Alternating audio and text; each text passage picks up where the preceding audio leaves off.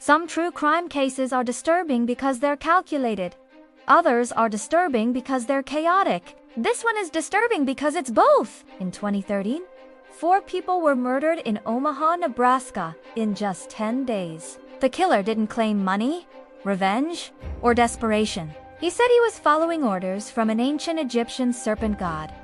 And the most unsettling part, the system had warned everyone about him for years. This is the case of Nico. Nikko Jenkins was born in Omaha into a family already known to police. Violence, drugs, neglect, not isolated incidents, but patterns spanning generations. Authorities had removed at least 20 children from related family homes. Family members had been connected to hundreds of criminal cases.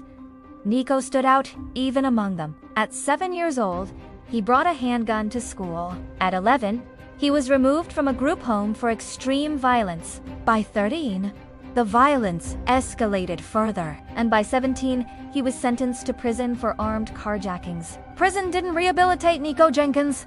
It escalated him. He assaulted a prison guard, accumulated more charges, displayed increasing instability. In 2011, a judge sentenced him to additional time, but ordered it to run concurrently, not consecutively. That decision mattered, because it meant Nikko Jenkins would be released early.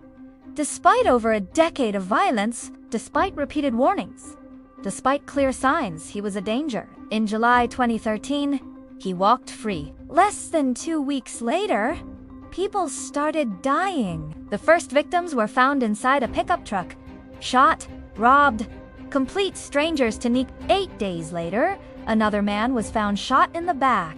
This time, investigators uncovered something chilling. The victim had taken a photo with Nico the day before. Then came the 4th victim, a woman returning home from her bartending shift. Her body found in the road, her vehicle abandoned miles away. By now, Omaha was terrified.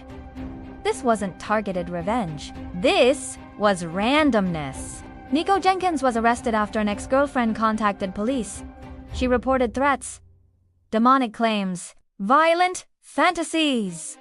Once in custody, the evidence mounted quickly. Surveillance footage, ballistics.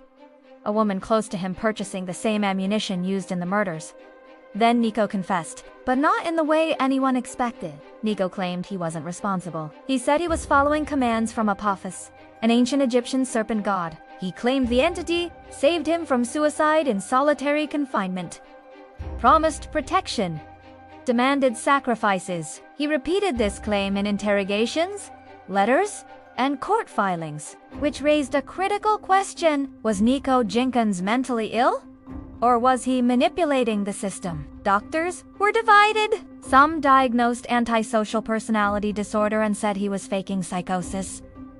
Others believed he had schizophrenia. Multiple evaluations reached a troubling conclusion. Nico knew what he was doing. He understood right from wrong, and the voices appeared when they benefited him. Despite this, Nico insisted on representing himself at trial, and the courtroom became a spectacle. During trial, Nico laughed, spoke in tongues, howled, mocked the proceedings. The jury wasn't convinced. In April 2014, Nikko Jenkins was found guilty of all 4 murders. A 3-judge panel later sentenced him to death along with hundreds of additional years for weapons charges. Whether Nikko Jenkins was severely mentally ill, deeply manipulative, or both, one truth remains. This case didn't begin in 2013.